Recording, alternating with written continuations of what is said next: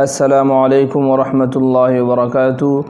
ناظرین گرامی، امید ہے کہ آپ تمام احباب بخیر و عافیت ہوں گے۔ آج میں آپ کے سامنے زکوٰۃ کے متعلق کچھ باتیں عرض کروں گا کہ زکوٰۃ کن لوگوں پر فرض ہوتی ہے،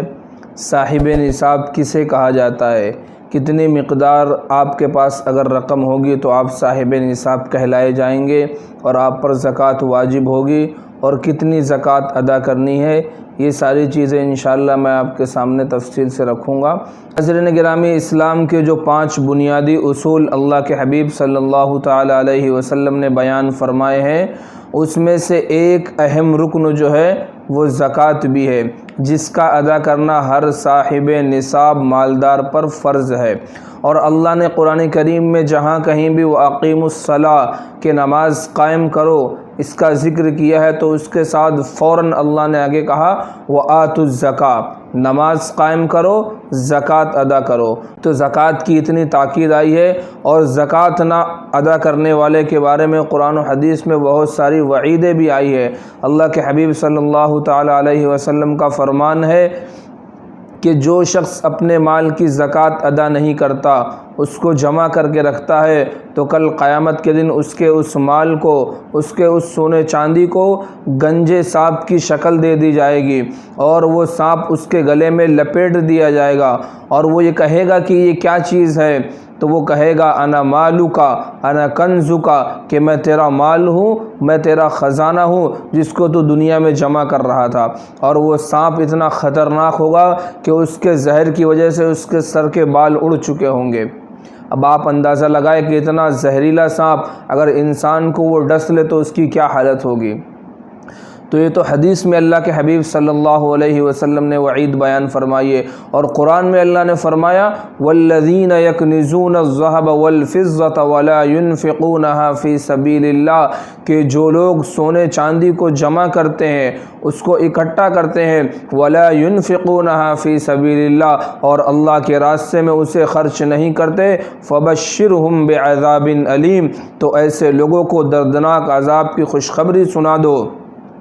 وہ عذاب کیا ہے؟ یوم یحمى علیہا فی نار جہنم فتکوی بہا جباہہم وجنوبہم وظہورہم، کہ جس دن ان کے ان سونے چاندیوں کو اور ان کے ان پیسوں کو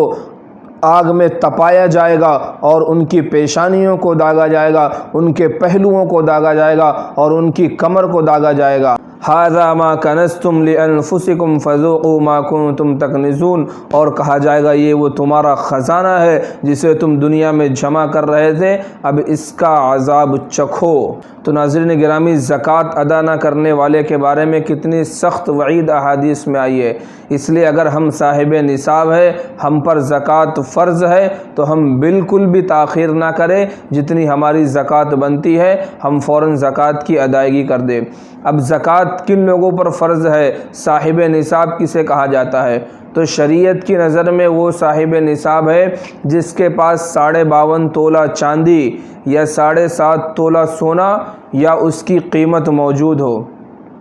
اب یہ جو قیمت ہے، یہ جو نصاب ہے، یہ ہر علاقے کے اعتبار سے الگ الگ ہے، اس لیے کہ ہر علاقے میں سونے اور چاندی کی قیمت الگ ہوتی ہے۔ مثلا اگر کہیں پر 45,000 یا 50,000 میں 52.5 تولہ چاندی آ رہا ہے تو کہیں پر 40,000 میں آ رہا ہے، تو آپ کے علاقے میں 52.5 تولہ چاندی کی جو قیمت ہوگی اسی اعتبار سے آپ کو زکوٰۃ ادا کرنی ہے۔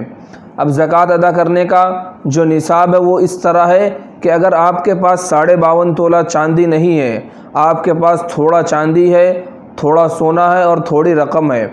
لیکن ان تمام کو جمع کرنے کے بعد، یعنی سونا اور چاندی کو اگر بیچا جائے تو اس کی قیمت اتنی ہوتی ہے کہ ان تمام قیمتوں کو ایک جگہ جمع کرنے کے بعد 52.5 تولہ چاندی کی قیمت بن جاتی ہے، تو آپ صاحب نصاب ہے، آپ پر زکوٰۃ واجب ہے۔ یا اگر کسی کے پاس 52.5 تولہ چاندی نہیں ہے، 7.5 تولہ سونا نہیں ہے، بلکہ اتنی قیمت ہے کہ اتنے میں وہ 52.5 تولہ چاندی خرید سکتا ہے، تو اس پر بھی زکوٰۃ واجب ہے۔ یہ مسئلہ آپ کو سمجھ میں آ گیا ہوگا کہ اگر آپ کے پاس 52.5 تولہ چاندی ہے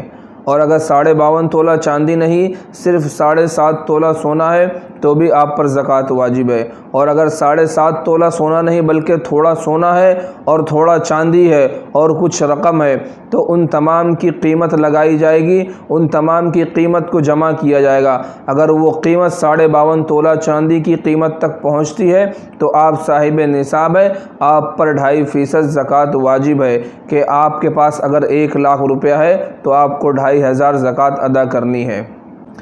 اب اس حساب سے آپ اپنے سارے اماؤنٹ کا کیلکولیٹ کر سکتے ہیں کہ آپ کے پاس کتنی مالیت ہے، آپ کے پاس پورے سال کی کتنی رقم جمع ہے، اور اس حساب سے 2.5% کتنی بنتی ہے، آپ اس حساب سے 2.5% کی زکوٰۃ ادا کر دیں۔ تو ناظرین گرامی، یہ مختصر سا مسئلہ تھا زکوٰۃ کے متعلق سے۔ اکثر لوگ کنفیوز رہتے ہیں کہ کتنے ہمارے پاس مال ہو تو ہم زکوٰۃ ادا کریں اور کتنے ہمارے پاس سونے اور چاندی ہو تو ہم زکوٰۃ ادا کریں۔ تو میں نے اس کو آسان انداز میں آپ کو بتا دیا، امید ہے کہ آپ کو سمجھ میں آ گیا ہوگا۔ پھر بھی اگر آپ کو کوئی بھی ایسا ڈاؤٹ ہو جو آپ کو سمجھ میں نہیں آ رہا ہے تو ہم سے رابطہ کر کے آپ پوچھ سکتے ہیں۔ آخر میں آپ تمام احباب سے گزارش ہے کہ اس ویڈیو کو زیادہ سے زیادہ اپنے دوست احباب میں شیئر کریں، اور اگر چینل پر نئے ہیں تو ہمارے اس چینل کو سبسکرائب ضرور کر لیں تاکہ اسی طرح کے دینی مسائل آپ تک بآسانی پہنچ سکے۔ السلام علیکم ورحمۃ اللہ وبرکاتہ۔